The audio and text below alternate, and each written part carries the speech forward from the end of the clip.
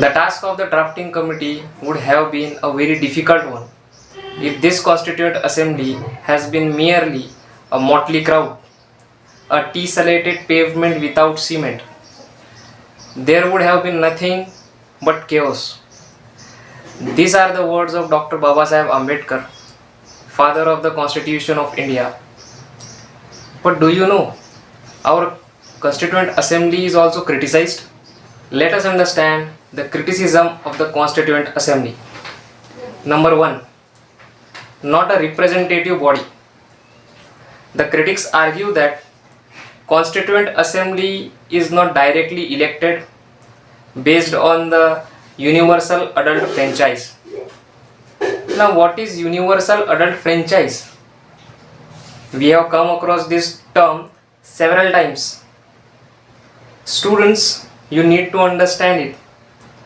Whatever you are studying, you need to bring clarity in it. Now here we have come across the term universal adult franchise. Article 326 of the Constitution talks about it. My request is to you, read that article once for your better understanding. Now here we will understand the meaning of the term universal adult franchise. It means all the citizens of 18 years and above, irrespective of caste, education, race, religion and economic conditions, are free to vote. Number 2. Not a sovereign body.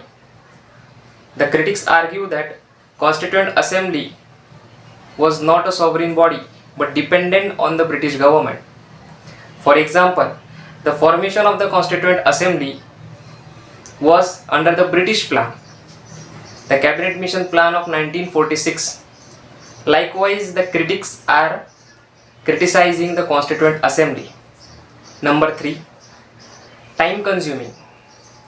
The critics argue that the Constituent Assembly took unduly long time to draft the Constitution. They have compared our Constitution with that of the American Constitution by stating that the framers of the American Constitution took only 4 months to complete their work. Number 4. Dominated by Congress.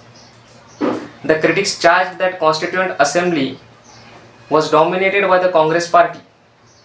Even Granville Austin, an American constitutional expert, criticized the Constituent Assembly. He remarked, the Constituent Assembly is a one-party body in an essentially one-party country. The Assembly was Congress and Congress was India. In this way, he has criticized the Constituent Assembly. And number 5, domination of lawyers and politicians. The critics argued that other sections of the society, apart from lawyers and politicians, were not represented in the Constituent Assembly because of domination of lawyers and politicians in the Constituent Assembly. So students, here we have discussed 5 criticisms of the Constituent Assembly. Number 1, not a representative body. Number 2, not a sovereign body. Number 3, domination of Congress. Number 4, time consuming. And number 5, domination of lawyers and politicians. Now we will be understanding Hindi text of the Constitution. First of all, what is this title, Hindi text of the Constitution, trying to tell us? In a layman understanding, the Hindi version of the Constitution is being talked about. Whatever Hindi translated provisions are, whatever the Hindi translated provisions contain would have the same authority as those in the English language. It means the content would remain the same, but the language may differ, that is Hindi or English. Originally, the Constitution of India did not make any provisions regarding the authoritative text of the Constitution in the Hindi language. 58th Constitutional Amendment Act of 1987 added Article 394A under Part 22nd of the Constitution. Article 394A, authoritative text in the Hindi language, contains certain provisions such as number 1, the President will have the authority to cause the publication of first, the translation of the Constitution of India in the Hindi language, and whatever modification needs to be brought in the Hindi text were allowed, so that those Hindi provisions would be in conformity with the original English text. We will understand it through an example. Suppose an English sentence, I saw a dog while running. Its Hindi translation would be, मैंने भागते हुए कुत्ता देखा. Right?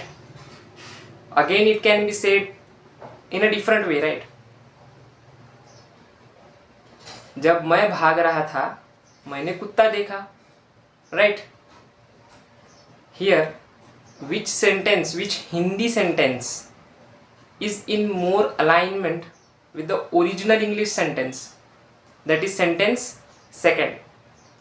Why? Because the first sentence, मैंने भागते हुए कुत्ता देखा, could be construed by different people in a different way, right? So here what we have seen, modifications in the Hindi provisions were allowed to bring them in conformity with the English provisions.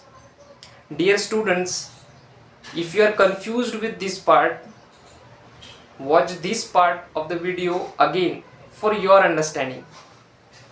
Now, number 2, the amendments which are made, even those needs to be translated in Hindi and added to the Constitution in the Hindi language. And third, the text of the Constitution in Hindi would be deemed as authoritative. That is, the provisions of both languages, that is English as well as Hindi, would be treated as having same authority. With this, we have completed our today's discussion. Thank you.